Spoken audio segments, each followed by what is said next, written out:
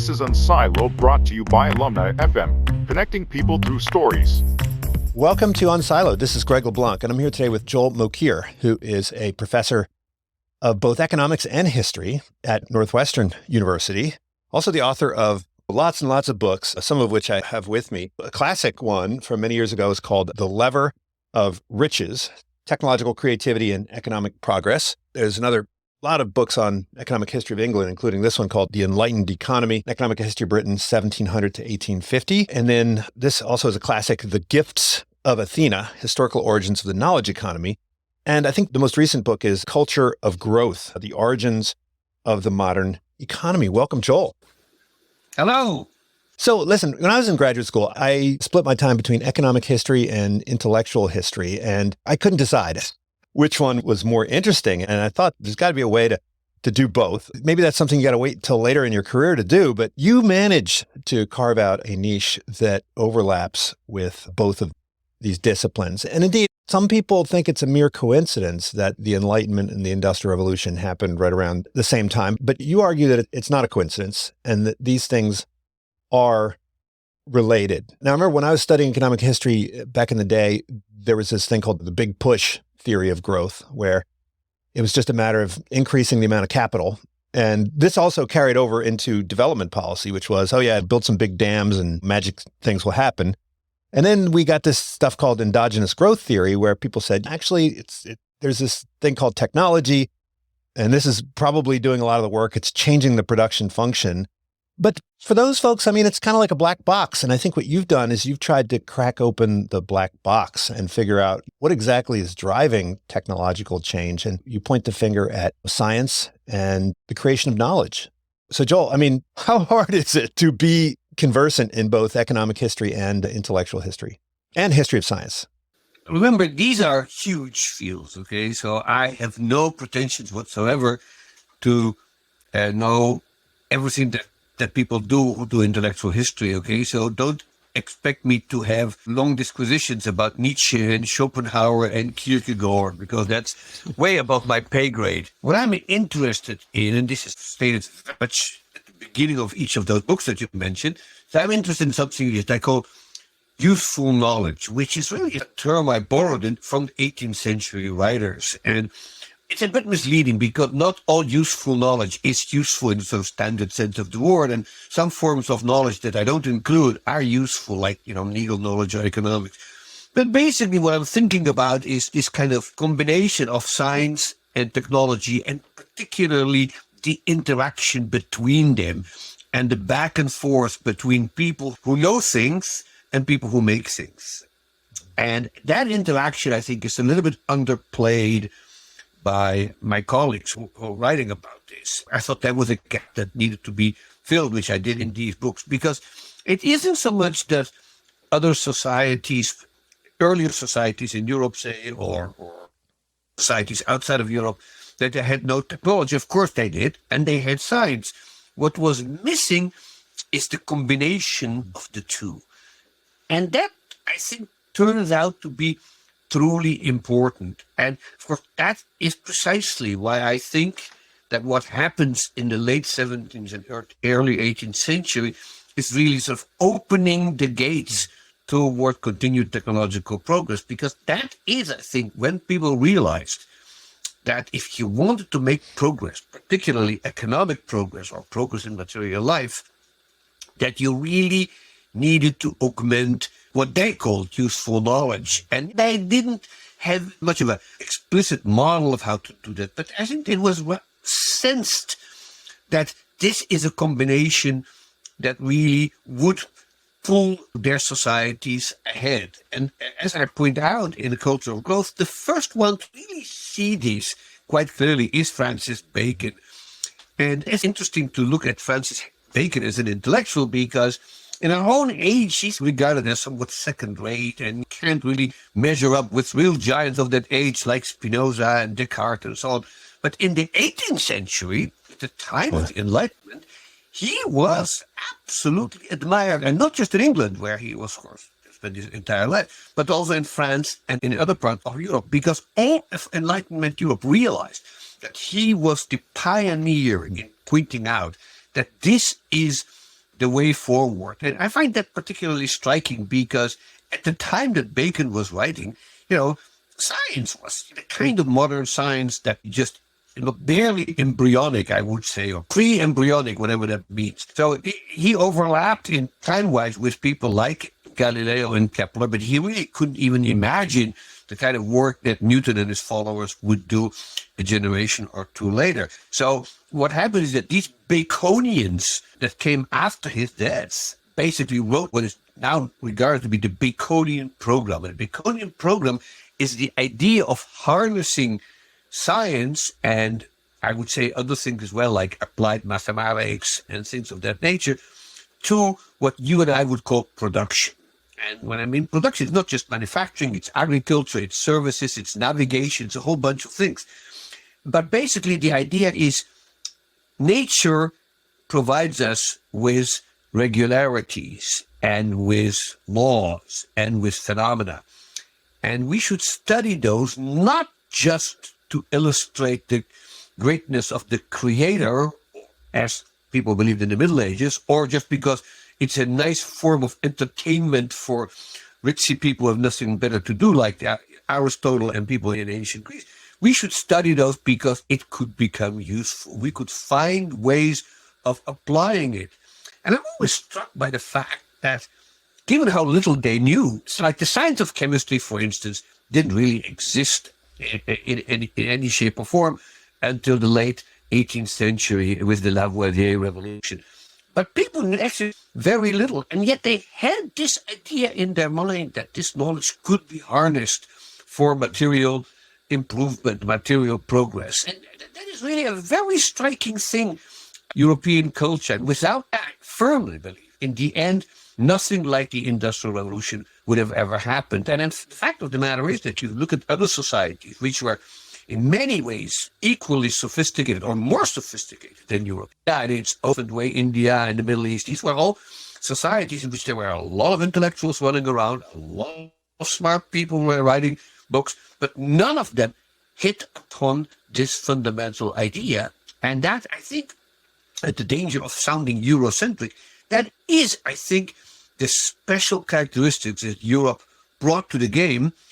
And eventually, all other societies on this planet had to follow the European example, because that is clearly the path toward sustained economic progress that you cannot get any other way.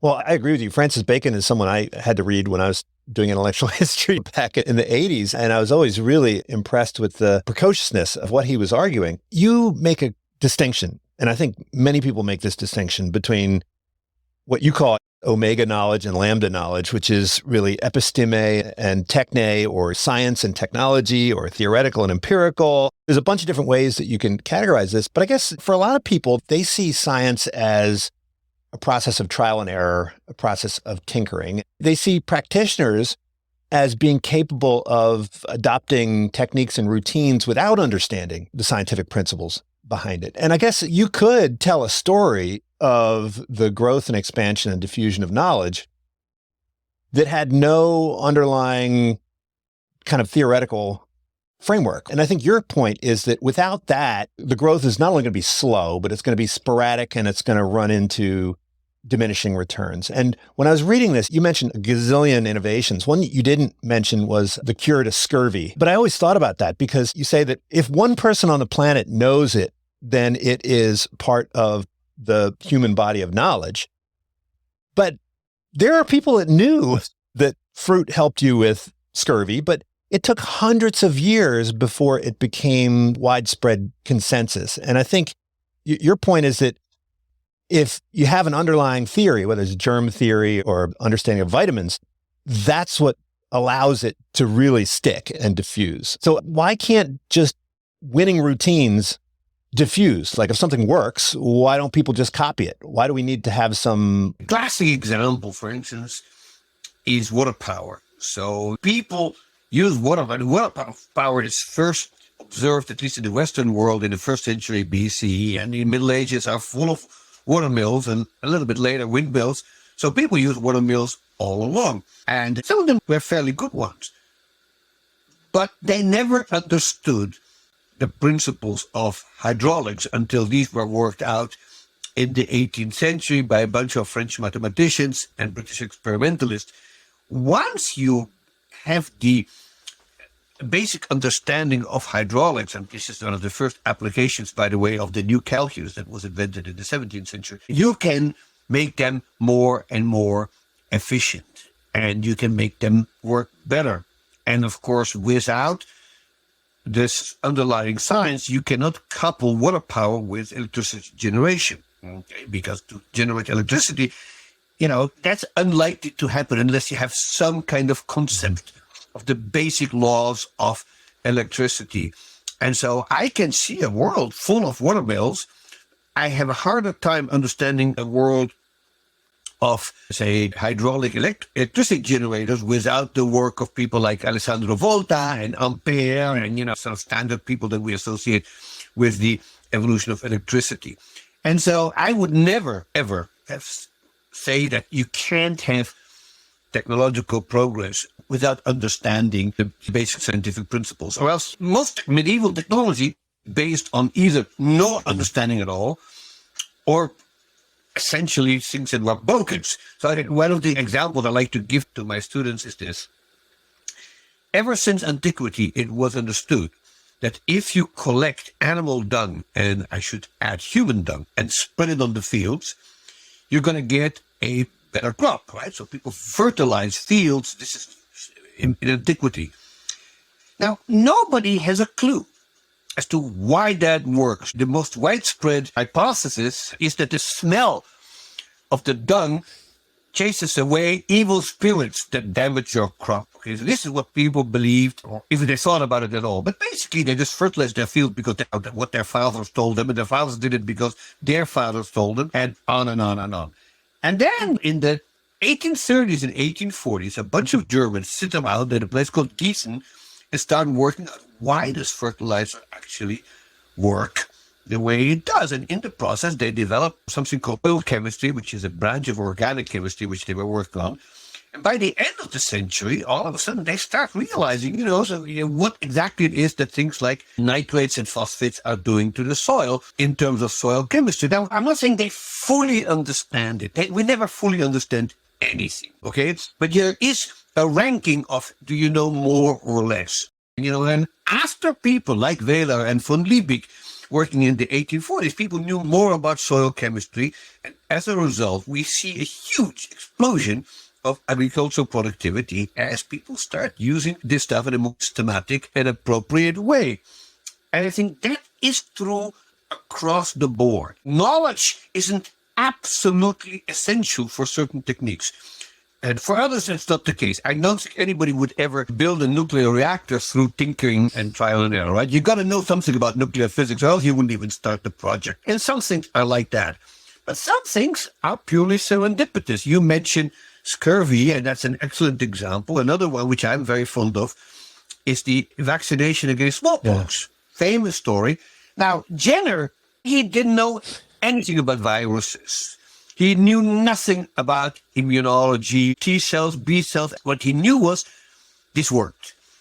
And as purely sort of trial and error, and every once in a while, when you do enough trial and error, you hit the jackpot, as Jenner did. In fact, he hit the jackpot literally because he got a prize from British Parliament for £30,000, which was a huge fortune in those days. And he became something of a celebrity. But nobody knew why this stuff worked, and nobody did until a century later, when finally people like Paul Ehrlich start working on something that we would today call immunology. And then people start understanding it. And once you have that worked out, then more seeing what you can vaccinate against and what you cannot vaccinate against, and people start creating some order there. And without that evolution for a century and a half almost of that field, we would never have been able to do what we did over the last 3 years, which is come up with a vaccine against COVID that is effective, cheap, and has minimum side effects. That kind of thing you cannot do if you have to experiment. And that's the kind of way I see things. So it isn't like no progress is possible, just that the more you know, the faster the progress is. And what's more, if you don't know, the principles, you don't know what will not work. And so people don't realize how much intellectual capital was wasted over the century by people trying to build things that can't be done, like perpetuum mobilis, okay, or alchemy, or alchemy. You know, so Newton apparently wrote millions of words on alchemy and trying to figure out how you could turn these base metals into gold and so on and so forth. The brightest man of his generation basically missed his talent in order to do something which he didn't know couldn't be done. Now, we still, of course, work on things that can't be done because we don't know everything there is to know. And as I keep telling my students, we sort of make fun of the chemistry and physics of 1500. But in terms of, I think, economic progress, it's hard to imagine that we would have been able to do what we did had it not been that what I call the epistemic base of these technologies was developed by people who we would think of as scientists. Okay, so here's a classic example which I think really drives it home. So people start building steam engines in the early 18th century. So they knew something, because if you don't know anything at all, like Aristotle couldn't have built a steam engine because he didn't understand that a vacuum is possible. Remember, he said nature abhors a vacuum, but nor did he realize the existence of an atmosphere. So once you have the possibility of a vacuum and you have the knowledge that there is an atmosphere, that we're living at the bottom of the atmosphere, then a steam engine becomes feasible. Now, the atmosphere wasn't really discovered until 1643, and so after that, the steam engine becomes feasible. But what is interesting is that people did not know why and how a steam engine worked until the evolution of thermodynamics in the middle of the 19th century. Once you have that, you can build not only better and better steam engines, and people did, but you can also start thinking about other types of engines, like internal combustion engines, and so on and so forth. And so the relationship between science and technology in that regard is subtle and complicated, and it's symmetrical. It goes both directions. But I would say if it hadn't been for the continuous attempts of people to learn more about natural regularities and laws, we would have gotten stuck. And we would have ended up at sort of a dead end in terms of economic development and technological progress. I'm convinced of that. So you could debate when and where science becomes important, and there's a huge literature about this. Okay, and the answer is it all depends on the industry that you're looking at. And so there are certain things you can do that tinkerers and people who are good with their hands can carry out without understanding any of the science. Think about airplanes. I said that's another example I like to use. So people, until the Wright brothers flew in 1903, the consensus among most scientists, not all, but most scientists, was that heavier than air machines were unrealistic. They couldn't work because the physics basically was against it. That was the consensus. And then these guys flew it, and they showed it could be done, and then a whole bunch of people did it after them. And so the scientists go back and say, you know what, we should think again about the physics of airplanes. And then, as one would expect, was the Germans who did most of the sort of heavy lifting in the math, particularly a guy called Prandtl, who essentially developed aerodynamics as we understand today. Once you have that, you can take these machines that the Wright brothers built and make them faster, make them larger, and eventually we have what we have today. So it isn't that the science drove the technology. It's that the science drove the technology drove the science drove the technology some more, the technology drives the science a little bit more. It's a co-evolutionary process. And what you get in the co-evolutionary process, you get positive feedback. If you have enough positive feedback, growth begets you more growth. And knowledge gets you more knowledge. That's the case, then I can admit, because there's no reason for this process to ever converge to something that we economists would think of as an equilibrium. My learned colleague, Robert Gordon, who has written a book that a lot of people have read, and in which he basically proclaims in the last chapters that essentially, because we can never reinvent something that's already been invented, technological progress is going to slow down and eventually peter out. And I think that's utterly wrong. I think we just basically scratched the surface, and in technology and science of 200 years is as unimaginable to us as our science would be to somebody living at the time of Francis Bacon and Galileo. So you make in the books a lot of comparisons between cultural and scientific evolution, or the evolution of knowledge, and Darwinian evolution. And there's some loose comparisons, right? So you talk about the phenotype, genotype distinction. But of course, there are serious limitations. If there is evolution happening, it's much more Lamarckian than Darwinian. Could you talk a bit about what are some of the parallels between biological evolution and the evolution of knowledge? Last week, I gave a long talk about that to a bunch of people called the Darwin Club in England. And I made that point, which you just made, which is that, that clearly this is the Lamarckian rather than Darwinian. And one member of the audience pointed out quite correctly, of course, that Darwin was Lamarckian. That is what we call Darwinian really isn't Darwinian. It's really neo-Darwinian, in which we have this sort of very narrow Weissmanian barrier in which, characteristics that are acquired over a lifetime are not passed on to the next generation. And of course, that's not true. And there are lots of ways in which biological evolution differs from cultural evolution. But I think the consensus today that, that people like Jeffrey Hodgson and myself and a bunch of other people are making is that evolutionary models are larger than Charles Darwin or than August Weismann or even larger than Richard Dawkins. But they are useful for many reasons. But for me, the most important thing is that much like biological evolution, it sort of strikes a middle pass between things that are in some sense inevitable or destiny and things that are completely random. And that history is neither fluke nor necessity, as Jacques Monod once put it, but that it forces us to emphasize that not everything that happened had to happen, and not everything that didn't happen couldn't have happened, and that the path of history that we are observing is one of thousands and thousands and thousands that are perfectly reasonable and could have happened,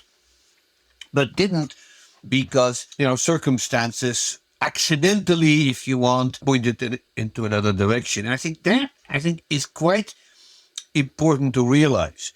The other point that I think where evolution comes in useful, and I could go on about this for an hour, but there's something that I find incredibly fascinating about evolution, and both biological and historical, and that is the question if there is progress.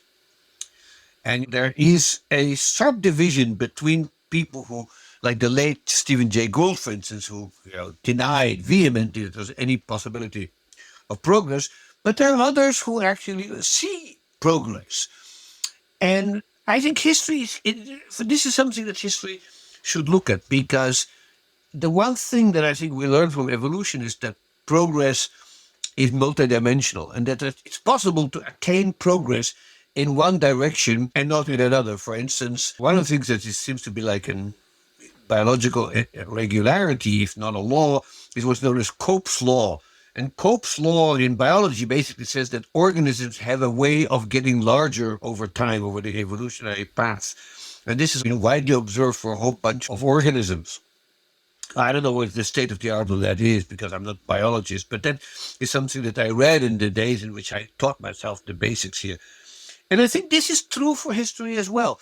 And what I'm really thinking of is, if you look at the people who first seriously started thinking about what we mean by progress, that is, of course, people in the Enlightenment, most of them who actually strongly believed in it. And they actually thought that there's something perfectible about humans and about human society. And part of that was going to be technological progress. So we accumulate more knowledge, science, technology, engineering, chemistry, medicine, whatever.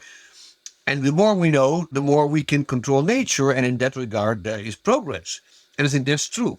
They also felt that because of this, clearly we could build a better society. We could get better institutions. We could get better politics. We could make humans be more enlightened in the sense that they are more tolerant and more pluralistic and peace-loving and so on and so forth. And in that regard, I think the evidence is essentially they just were completely wrong. There is zero evidence that there has been much progress in the way we humans function. I mean, I know that some people like Steve Pinker disagrees with that, and that Pinker thinks that we've been getting better on every dimension. But I must say, looking around me, certainly for the last 10, 15 years, I actually see a very sharp retrogression in political institutions, not just in the United States, but in many countries in which things like tolerance and pluralism are on the defensive. Now, it may be a blip, it may be a trend, who knows? Douglas North once told me, and I think I always remember it, he says, Joel, he says, there's a good reason why we economic historians speak of technological progress, but institutional change. And the word change, in some sense, says, look, we're not static, there is dynamism there, but it's more like a stationary process, okay? It's very hard to see a trend and to argue that our institutions are in some sense better than the ones that were extant at the time of Montesquieu and Voltaire, or for that matter, at the time of Julius Caesar. It's very hard to argue that, and whether the Chinese emperors of the Song dynasty were less, in some ways, enlightened than, say, Xi Jinping, or that the Russian Tsar of the time of, Ivan the Terrible were any worse than at the time of Vladimir the Terrible, who's in power now. We could go on about this. This is hard to argue. And so I would maintain that in that sense, there's something we can learn from the evolutionary people, which is, yes, there is progress in certain dimension and not in others. And that part of the problem may well be that these dynamics are not in sync with one another. And that creates disequilibria, it creates all kind of trouble. And I think that is, to some extent, the great dilemma of the modern age, in which our power over nature keeps increasing, but our wisdom and benevolence in handling that power is not. Yeah, so in my classes, there's a natural tendency when you're doing cases in business school, the natural tendency is to look back on managers of previous generations and think that they were somehow less intelligent. And as you point out in the book, the human brain hasn't really changed all that much, and human nature hasn't changed all that much. But you are, I think, a big fan of progress. And you do talk about how we did in the West somehow achieve some kind of escape velocity, which allowed us to surpass what you call Caldwell'ss law. Now, Caldwell'ss law is a law of diminishing returns, or a law where progress is going to ultimately run into forces which will undermine progress. And yet we somehow escaped that. Now, there are folks that will point to institutions. You mentioned Doug North. Doug North and Barry Weingast, right? They have a sort of institutional history of progress. Is institutional knowledge, managerial knowledge, social scientific knowledge separate and distinct from the kind of knowledge around conquering nature? Is knowledge about people different in some categorical way from knowledge about things and about the world? In principle, no. In practice, the problem is that the study of society is infinitely more complex and difficult, because we humans are damn complicated creatures, and our minds have some kind of level of complexity that defies anything that the quantum theorists can think about. So in principle, I think we can, and we've made some progress in understanding certain things about society. Where it gets to be difficult is utilizing that kind of knowledge for terms of policy. And that's where you really start to worry, that you have people who basically think, look, we can socially engineer our society and trying to make people better by indoctrinating them, by teaching them, by convincing them, by persuading them. And if all else fails, by coercing them. And that is, I think, dangerous, because what it really says is that there's some social engineer who wants to build a kind of society that is in some sense better. And everything we've seen in the history of the 19th and 20th century, these plans don't work out very well. Stalin and Mao didn't succeed doing it. And I think we in the West are doing a very poor job. We have tried now, certainly since 1945, say, to instill into the democratic world a set of values that appreciate democracy, that appreciate pluralism, that appreciate religious and ethnic tolerance. The success rate of that has been very partial, and if at all. And we see actual things retrogressing across a whole wide variety of societies. And you don't get that in technological progress, right? Because once a technique is there, you can easily say, well, this works better than that, so let's jump this and keep the first one. In societies, that's much harder to do because any kind of ranking, any kind of sort of measurement of sort of productivity or something like that is fraught with difficulties. So in principle, I would like to think, being a social scientist myself, is that in some sense, we understand society better. And I look at economics today. I'm still very much an active member of an economics department. And clearly, in some ways, we know more than we did at the time when I was a graduate student and studying with people like James Tobin at Yale, and Jim is a great social scientist. But we know more than he did. There's no question about it. Is that going to actually lead to any kind of social progress? I'm very doubtful about that. And I would be very suspicious of anybody, whether he comes from the side of Friedrich Hayek and Milton Friedman, or whether he comes from the left side, people who grew up on Marx, and come and tell him, look, and we know so much more than we used to know. Let me show you how to build a better society. And I worry about that. I have no obvious answers how to make a better society. All I can say is, look, we have become more powerful in controlling nature, harnessing it to our needs. That has had major positive consequences. We have doubled life expectancy, cut infant mortality to practically zero. We have conquered the vast bulk of diseases that plague mankind since the beginning of the species.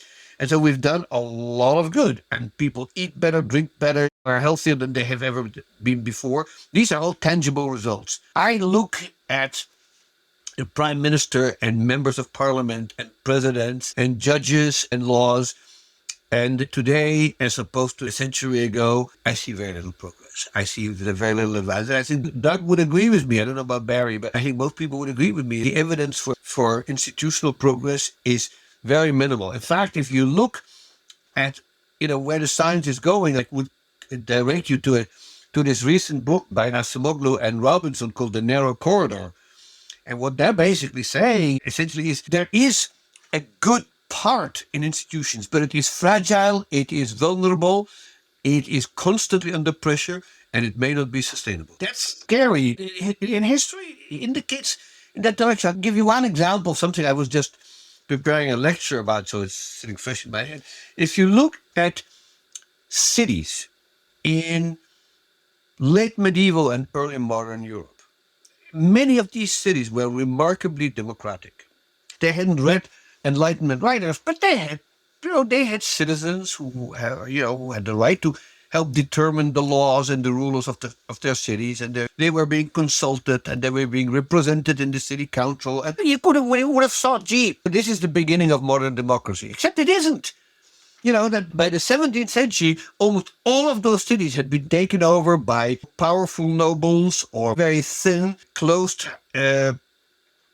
oligarchies. You look at Venice, and so in the 14th century, there's what they call the closing of Venice, in which it's an open society, then it closes down, and you get a handful of families who are running the place. In Florence, it's the same story. By the middle of the 16th century, you have the Medici, so basically just dictators. And even in the Low Countries, that's the case. So, we see democracy evolving, particularly in Anglo-Saxon and Western countries, but it's constantly under pressure. It's constantly being endangered. And nobody can prevent from Italian democracy bringing Mussolini to power in 1922, Weimar democracy bringing Hitler to power in 1933, and similar events seem to be threatened all the time in Hungary, in Poland, in Turkey, in, God forbid, Israel. It seems to be all over the place. I see very little progress there. And it's possible that we social scientists and political scientists know more, but that doesn't guarantee anything like the kind of positive effects we see in physics, in chemistry, and in medicine. That's, I think, a sad conclusion that I'm getting less optimistic as I'm getting older, but having lived 4 years under Trump will do that to you. Well, some of those changes in institutions can retard scientific development. Some do not. One of the key questions that you focused on is why England, right? So why was England the place where the Industrial Revolution took place? Because if you think about it, in terms of pure knowledge creation, or at least pure scientific knowledge creation, it's not like England was necessarily the leader throughout this time period. So is it knowledge creation? Is it knowledge diffusion? Because both of those things are necessary. Why was it England that really was the locus of so much of this technological innovation?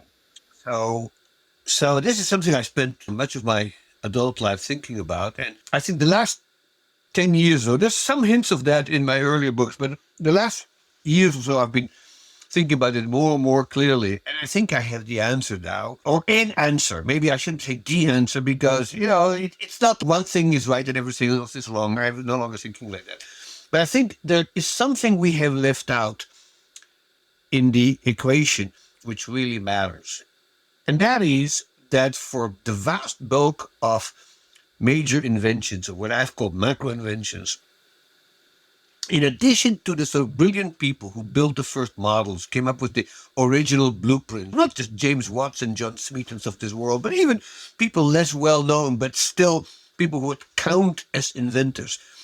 But that for every one of those inventions, you need skilled workmen and engineers and technicians and mechanics who can build the damn thing, not once, but over and over again, operate it correctly, and most important and least recognized, repair it when it breaks down, which these things always did. These machines, textile machinery, cutting machinery, mills, steam engines, they always break down. You need somebody to fix these things. It's an age before interchangeable parts, so you actually need somebody who can actually come there with a chisel and a file and fix the damn things. And so that takes skills. It takes competence. And what we have come to conclude, and this is there's a recent paper I have in the JPE, which is just about to come out, or has just come out, in which we make this point at some length. What Britain has is cadre, a layer of skilled artisans, a few of whom ever took out a patent, few of them we would call inventors, but they are the guys who make this damn thing work. And the evidence is overwhelming that Britain had far more of those and better ones than almost any continental country, let alone Middle East or China or India. And the basic smoking gun for that is, there's more evidence that I'm going to talk about today, but the smoking gun for that is that when the continental countries, not just France, but Belgium and the Netherlands and Switzerland and Germany and the Habsburg Empire and even Russia, when these continental countries see what Britain is doing and they say, look, we want to get into this game too, and they buy the machinery from England, and what they all need is English and Scottish technicians to come and do the work for them. And so between first in the 18th century, and then especially after 1815, after the defeat of the French Empire, thousands and thousands of these British mechanics going all over the European continent and basically training the locals, but also running the machinery. And this really lasts until about, I'd say, 1850, 1860, 1870, something like that. And we know there's all kinds of wonderful stories about these British technicians because they were not well liked, mostly because many of them were drunkards and they were arrogant, they didn't speak the language, and so on and so forth. But there are little remnants of that. And so a very good example of that is in a town that's been in the news lately for the wrong reasons, and that's in Donetsk in the Ukraine. And Donetsk used to be called Yuzovka. And the reason it was called Yuzovka is because of a Welsh engineer who started the iron industry in that place. And his name was John Hughes. And so the town was called Yuzovka after Hughes. And if you go there, which I at the moment recommend against, but if you go there, there's a sculpture, there's a statue of John Hughes, which if the crazy Russians haven't torn it down yet, it's still standing. But these John Hughes, by the way, he didn't come alone. He brought scores and scores of these local workmen with him because the Russians couldn't do that. And so they trained the Russians. First they built the industry and then they trained the Russians. And we see these people in Belgium. The lead Belgian industrialist of the 1820s, 1830s had the very non-Belgian name of John Cockerell. and Thomas Ainsworth and people like that. You see them all over Europe because Britain has these people and the rest of Europe does not. And so in terms of inventing big things, the French were really just as good as the British. A lot of the things that the French invented were perfectly workable. And they're really creative people. And they probably were on the whole better mathematicians than the British were in the first place, and eventually become better physicists. And certainly the Germans were better chemists. But what the British had, and this worked for a long time for them, is just highly trained artisans and highly trained mechanics, people who could fix things, people who were flexible in their attitude and their competences. And that turns out to be a critical link in this causal chain that people really haven't emphasized enough. There's a literature there, and I should acknowledge it, and we cite it, of course. But basically, I think of all the things that counted, okay, this one has been the least emphasized. So, of course, that raises the next question, which I see somewhere, which is how come Britain had these skilled mechanics and the other countries did not? Because that's the obvious question. And the answer to that, I think, is actually quite clear. And that is that Britain got rid of its guild system, roughly speaking. It's not clear. They didn't get rid of it. It got weaker and weaker. And what guilds basically did was, on the continent, is they controlled the training of skilled workers through apprenticeships.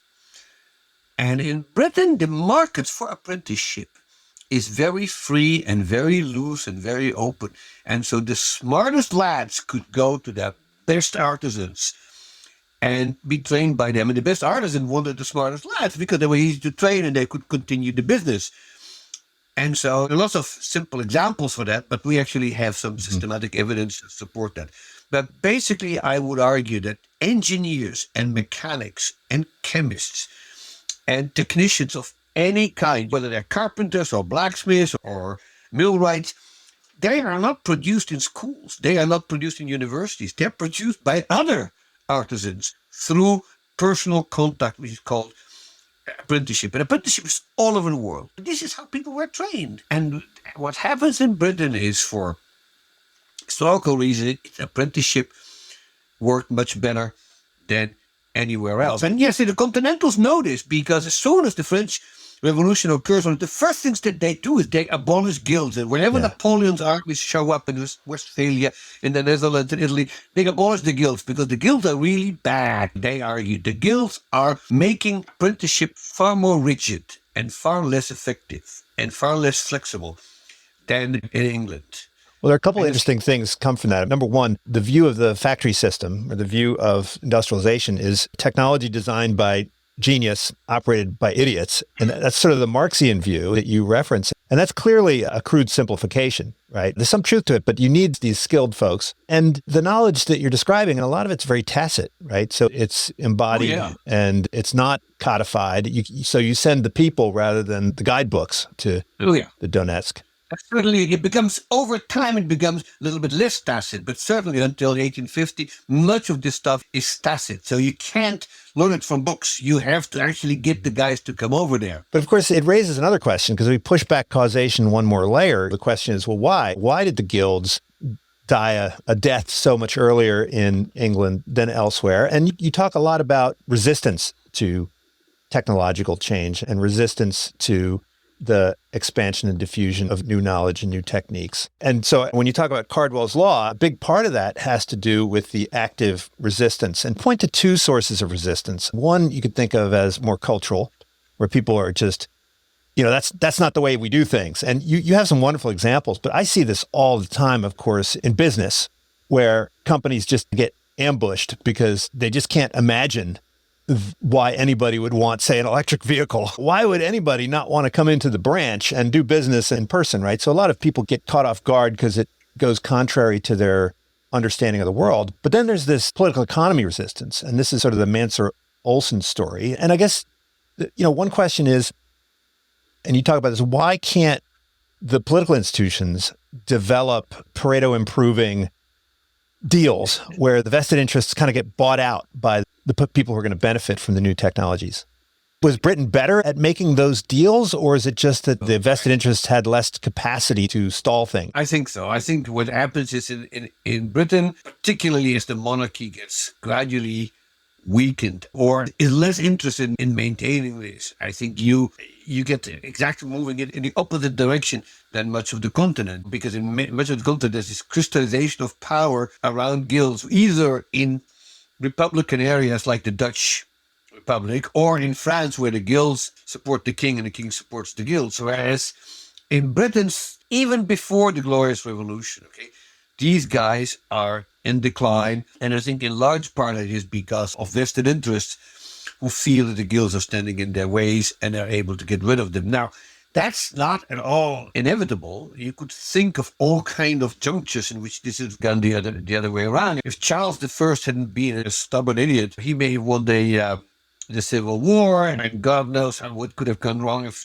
James II, the Catholic king, he didn't have a son. Things could have gone the other way around. But certainly by 1650, 1660, we see these guilds starting to decline, and that accelerates over the 18th century. Now, they still exist, but their power of regulating apprenticeship is weakened to the point where there still is a statute of artificers and apprentices in England.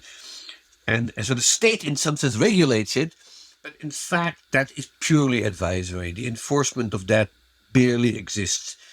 And so I think there's something to be said for this sort of openness of this sort of weak economy in which people were basically allowed to do their thing, and so they wouldn't let anybody constrain it in a systematic way. Even if the constraining laws are still on the books, they're not really enforced. I mean, I make this point at some length in the Enlightened economy, which is even on the eve of the Industrial Revolution, Britain has on the books endless regulations and constraints.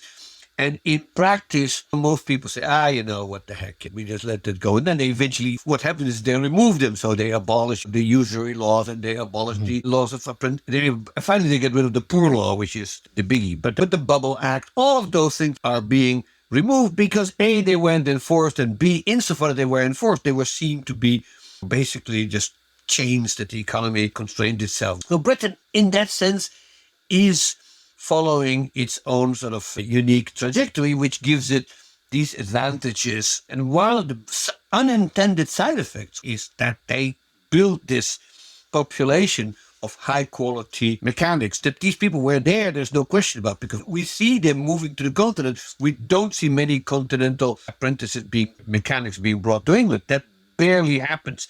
In fact, there's case after case in which a major invention is happening on the continent and yet applied in England. In fact, people say this. There's a quote somewhere in one of my books in which I say, for anything to work perfectly, this is a Swiss guy saying it, his name escapes me at the moment, but it's somewhere in my book, in which he says, this is a guy writing in the 1720s, so this is fairly early on. He says, for anything to be perfect, he says, it had to be invented in France and perfected in England. That's what he says. And this is a Swiss guy, so you can't say that he's biased toward anybody.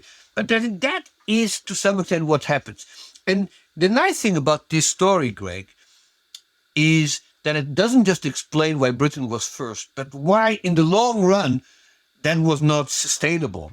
Okay, because eventually the importance of these tacit skills that you mentioned, this dexterity, this ingeniousness that these British guys have, but which is essentially based on dexterity rather than any sort of scientific basis, that cannot keep the thing going. And eventually French engineers and German chemists and even Americans overtake Britain because they realize that by now a good engineer needs to know math and needs to know physics. And in Britain, they're fairly late to recognize that. And so by the late 19th century, you can see its prominence is still there in these old industries like textiles. But when it comes to the newer industries, they're trying to make it, but they obviously have a hard time competing with the Germans and to some extent with the French. So I think so Britain never produces somebody like Rudolf Diesel, who basically invents an entirely new machine on the basis of scientific principles, or a Marconi or Fritz Haber, all of those sort of great guys who took science and applied it in a systematic way.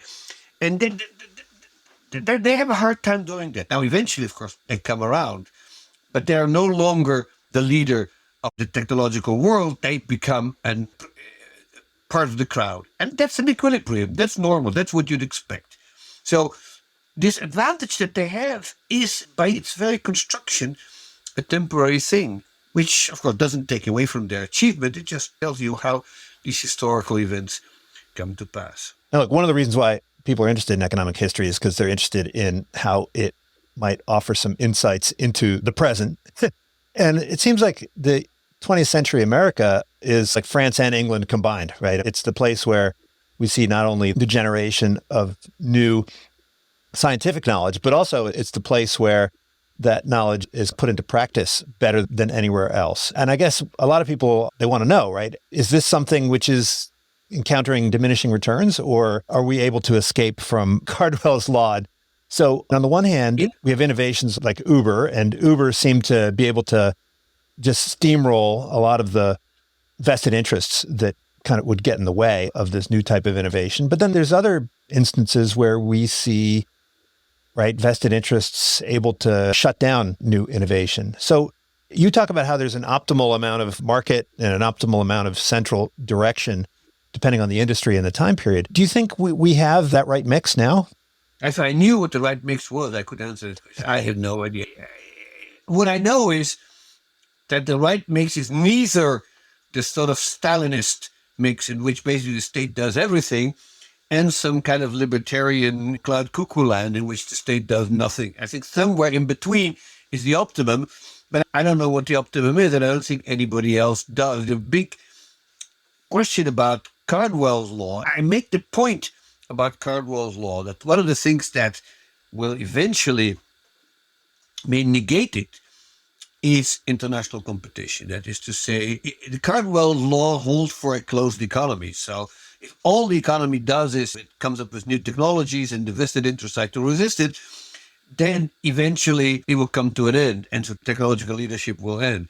But if this economy is open, then in fact different outcomes can happen because it realizes that it has to compete with others, and that may lead to somebody to basically say, look, we can't afford to follow your interest because then these other guys will pass us by. So there's classic cases of that in history in which, so perhaps the history of Japan is most interesting here, because Japan is a classic case of Caldwell'ss law triumphing throughout Tokugawa Japan, right? So for 250 years or thereabout, basically there's almost no technological change happening because the vested interest control the country and innovators are essentially resisted. And then all of a sudden, Japan wakes up and realizes it's a big world out there. And they go, whatever the Japanese equivalence of oy vey is, they say, look, we better do something. And damn it, they do. And something similar, also much later in a different way, happens in China. And some things happen things like that happen all over. And I think the United States, for the last 50 years, has gone through a bunch of these scares. We had the Japanese scares in the 1980s, and now we have the Chinese scare, and who knows what other scare there will be in the future. But basically, as long as there is a world in which a number of competing centers, I don't want to call them nations, because some of them may be more than nations, like the EU, but the centers of economic activity compete with other centers, okay? It seems less likely that Caldwell'ss law will apply. And the classic case in the United States, which is not a case I want to leave alone, but it is the Sputnik scare of 1957, in which, because the Russians were seen to be pulling ahead of us, which they weren't, but it looked like that, Americans pumped enormous amount of resources into research and development and government agencies that supported one way or another technological progress, and that had obviously major results. And I think the current Chinese scare, if it doesn't get derailed, may do the same thing. So as long as the world consists of these competing centers, there's the EU, there's China, there's Russia, there's us, as long as that competition is ongoing, I actually think that, just like in any competitive system, in the end the result will be some form of progress. Unfortunately, this kind of competition, as we all now know, is anarchic competition in which there is no enforcer of the rules, and that sometimes gets off the rails, as happened in 1914 in particular, when the world sort of, all of a sudden, competition turned into something much uglier. And that's the sort of great danger of these models. But as long as the competition is kept along peaceful lines, it's a source of progress.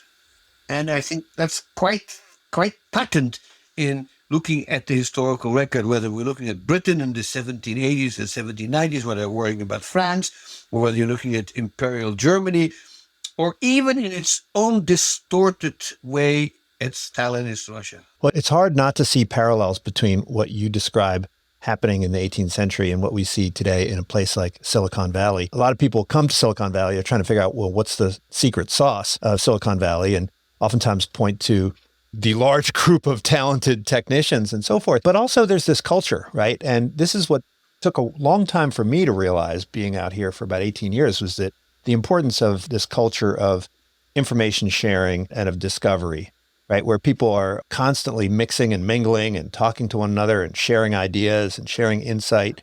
And so ideas flow from company to company, and people leave companies and start new companies. Do you think that economic historians can continue to ignore culture? Is it inevitable that culture is going to have to be a part of any economic historical project? I think we're already there. There is a whole field of cultural economics. I think we have long abandoned the notion that we can dispense with culture. I think there's more and more people not just trying to acknowledge the importance of culture, but trying to measure it through all kind of clever ways. And so I can point to this sort of recent research over the last decade of things that people use natural language processing and similar things like it, just trying to figure out what is it that people really believe. Now, of course, it's hard to do because all we have is a written record and we don't know what people said to each other, let alone what they actually thought.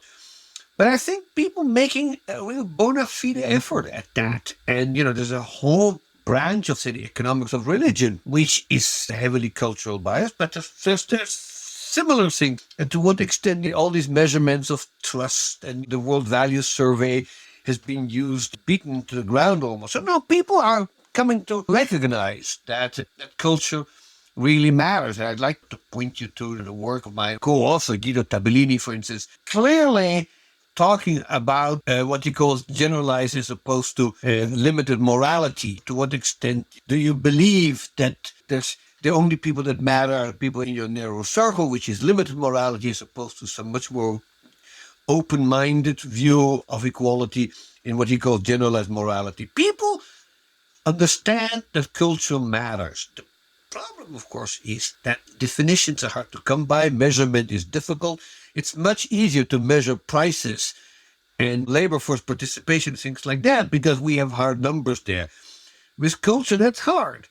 But, what Einstein said, not everything that can be counted counts, and not everything that counts can be counted. And so economists are moving in that direction. And I'm actually very optimistic. When I was a graduate student, I got to tell you this, Greg, if you mentioned the word culture in a seminar, you were accused of being a sociologist, which was the most insulting thing that could say, besides being called an anthropologist, which is even worse. But today, I think economics has become much less narrow-minded about that, maybe because they have been so singularly unsuccessful in explaining so many of the things that they ought to explain. And so now I think we do culture these days as we damn well should. And we're getting better at measuring it, or at least identifying the critical components that really count. I'll give you one example of something that is really uppermost in my mind and which I wish people would do more with, just as a suggestion for future research.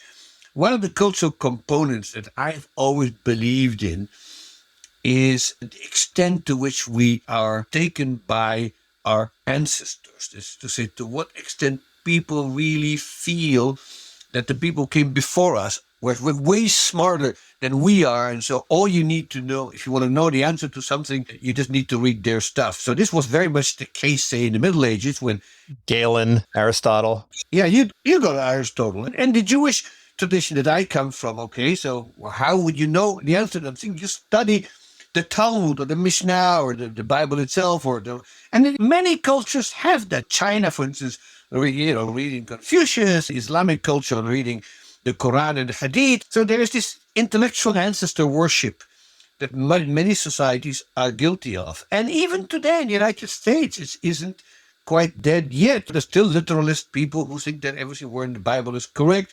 There are literalist jurists who think every word in the Constitution should be, and so. So culture is important because it measures the degree to which we are guilty of ancestor worship. And it differs a great deal among societies. It differs among individuals. It differs among groups of people. And roughly speaking, I think that is a key to progress. Because if you think that our ancestors, you have this inferiority complex vis-a-vis your ancestors, okay, then you're not likely to be rebellious. And of course, innovation is essentially an act of rebellion, right? You basically say, look, this is the way people always did it, and I can do it better. And I think what happens in places like Silicon Valley that you mentioned is essentially there is no ancestor worship. Anything that's 2 years old is obsolete. That may be a little bit overdoing it, but my wife says, is an immunologist, and basically she says, God, I don't read. By the time the papers appear in print, they're obsolete. Anything that's 5 years old is way old hat. And that, I think, is a mark of progress. And in fact, we can, to some extent, measure that by looking at the age of citations. There are tricks of getting around that. But essentially, one of the key events in Europe in the late closing years of the Middle Ages and early modern Europe is that the abandonment of intellectual ancestor worship. Now, no economist would actually disagree with that. And so once they agree with me on that point, they have admitted that culture matters. Well, while it might be the case that some books and articles that are 2 years old are no longer relevant, your books, I have to say, are still relevant, even though some of them are more than 20 years old. So I don't know where people should begin. Perhaps begin with The Gifts of Athena. I still really love this book, but there's plenty more books, including The Culture of Growth. I love The Gifts of Athena is my favorite child. I wrote it at the Center for Advanced Studies at Stanford, which was the best year of my life. Well, thanks so much, Joel, for joining me. Really appreciate it. Hope to see you again soon. My pleasure, Greg. Good luck to you and all the best.